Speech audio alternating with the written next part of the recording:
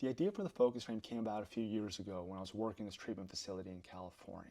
We had these shared offices, and it was time for me to see a new client. So I went to a colleague's office with them, they sat down, and they were visibly on edge, super anxious, and they were explaining to me that this anxiety they were experiencing in the office at that moment would last all day long. And what was even more alarming to them was it wasn't just isolated to anxiety, it was any emotion. So whether they had anger, sadness, as soon as triggered, last all day. And despite their best efforts, they couldn't get rid of it. And unfortunately, the harder that they tried, the worse that it got.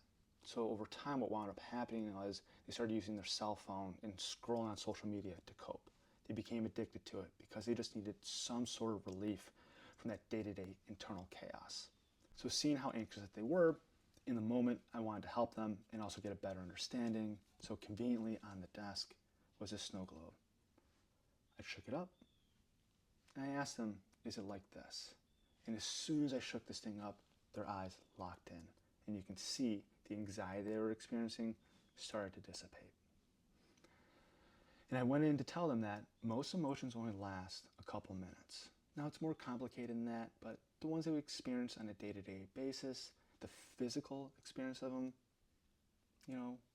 1 to 3 minutes, somewhere in that ballpark, if we allow them to. The reason why they seem to last all day is we would trigger them with our thoughts.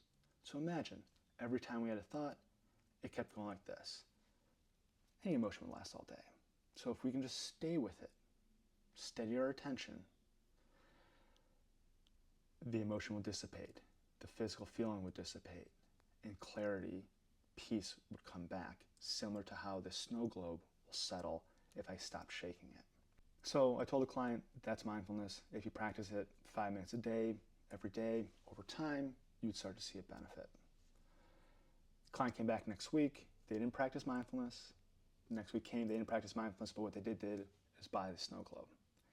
I did this with several other clients.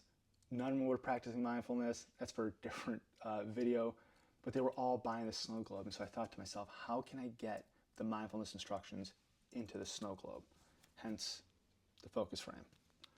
This interchangeable card slot has all these different mindfulness or therapeutic-based exercises that go in to help us utilize this visual aid and fidget toy to help us regulate our emotions. So that's kind of the story. Thanks for tuning in.